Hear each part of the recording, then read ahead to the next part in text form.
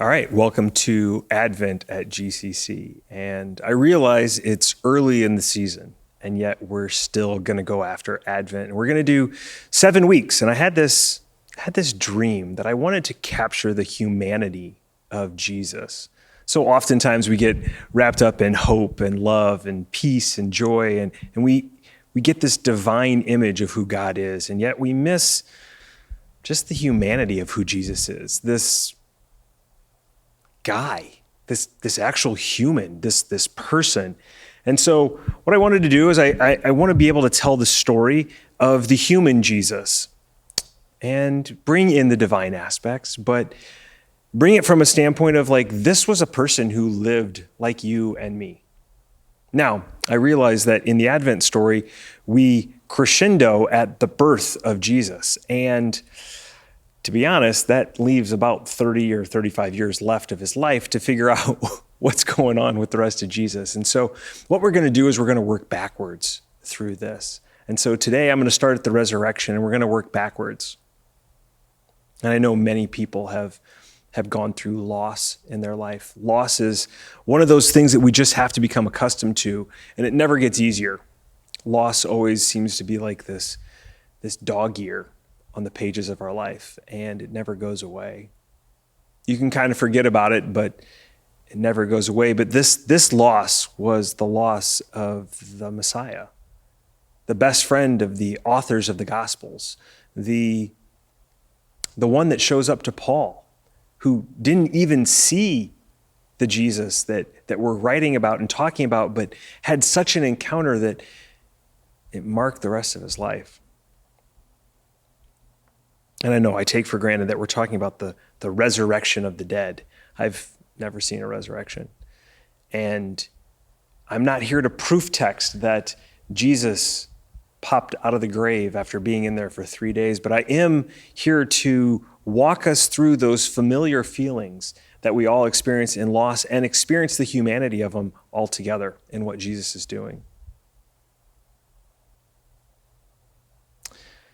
The end of John 19, we come upon the passage where Joseph and Nicodemus go to Pilate, and they ask Pilate for the body, and they say, hey, look, it's done and over with. Can we just have our friend, and can we bury him? And John is writing his gospel. He says that they took him from the place where he was crucified, and nearby there was a garden with a fresh tomb. For me, places where we bury people are called cemeteries, not gardens. But I think John chose his wording very intentionally.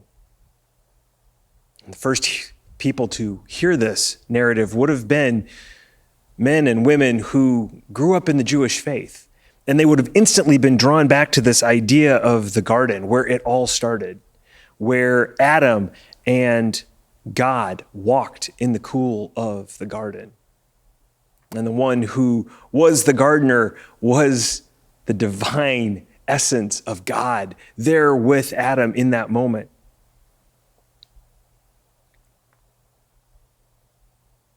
We think of gardens as these cradles of life where we grow food and plants, where new things spring up. And yet here is John using the garden metaphor and mixing it with death. We all know that passage where we talk about the seed is planted and it dies, and from that piece of death springs new life. And maybe that's what John is trying to pull his readers into understanding. And then that chapter closes and we move on to chapter 20. And chapter 20 starts with Mary Magdalene coming to the tomb, and she's the first one there, and she goes in and sees that the rock is moved, doesn't do anything else, runs away and tells Peter and John. Peter and John race to the tomb, and of course, John wins in his gospel. Maybe if Peter had written it, Peter would have won. But John doesn't go in. Peter goes in and sees the burial cloth there. And this is a guy who 3 days prior is wrecked. He watched his best friend get tortured and pushed through a city, dragging his cross, beaten, bloody, pierced, dead. He denied him 3 times. He tried everything in his power and his friend is gone. I think we forget that humanity piece. We forget that piece what the disciples would have felt, this like sunken feeling, that loss. Peter runs away and Mary Magdalene comes back.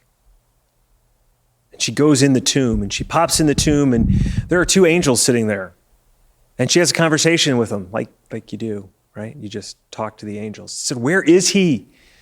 And in her distraught anger, frustration, sadness, "He's not here. Why are you looking for the living among the dead?" And she turns and she sprints out and she runs into the gardener. "Where have you taken him?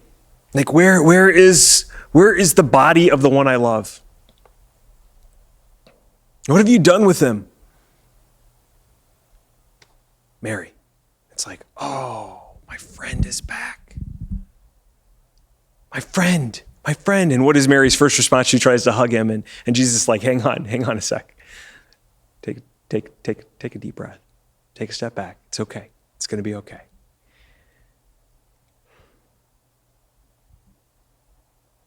She sees him as the gardener. John writes that she bumped into the one she thought was the gardener.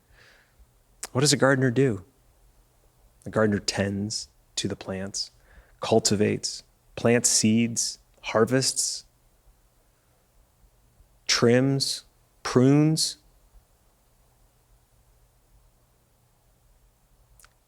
John has pulled this metaphor all the way through.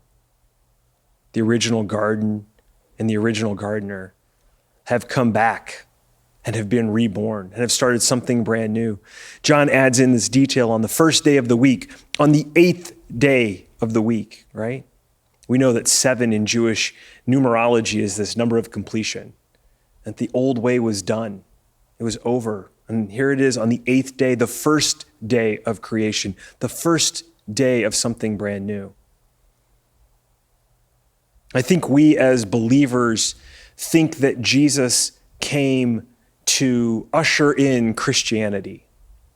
That we kind of get this idea that here we are 2,000 years later, and we mark that moment when Jesus came out of the grave as the beginning of the Christian faith. The old has passed away. Those people who still believe in the Jewish law, it's over, it's done. I just don't see the human Jesus making that jump for us. I don't think Jesus came to establish a new religion. I think Jesus came as a human to show us, humanity, what is possible if we can have faith and believe, if we can transcend the level where we currently are and partner with God in brand new ways. I think the only way it works is if Jesus is a human.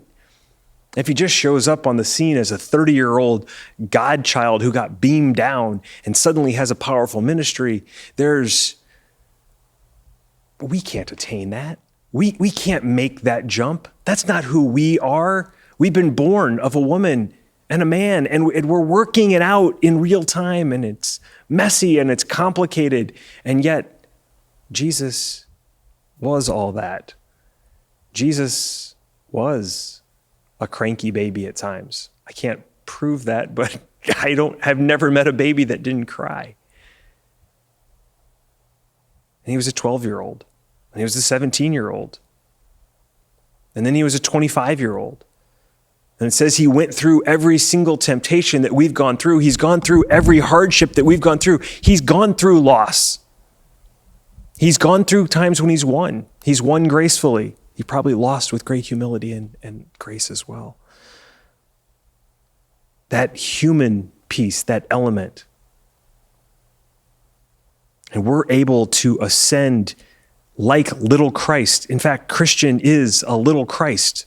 We are made in the image of God. We are trying to attain a life that looks like Jesus' life, and it's only attainable because of his humanity. And so as we walk back through various times of Jesus' life and we pull out these human pieces, my challenge to you today would be, can you look at your life and identify how it looks like Jesus? What areas of your life are you unwilling to even question? What areas does God have a thumbprint on right now, calling you to a higher level? Our mission as a church is to look more like Jesus. And hopefully this Advent series will realize that in our humanity, we can ascend to this beautiful level of union with Christ and look more like Jesus.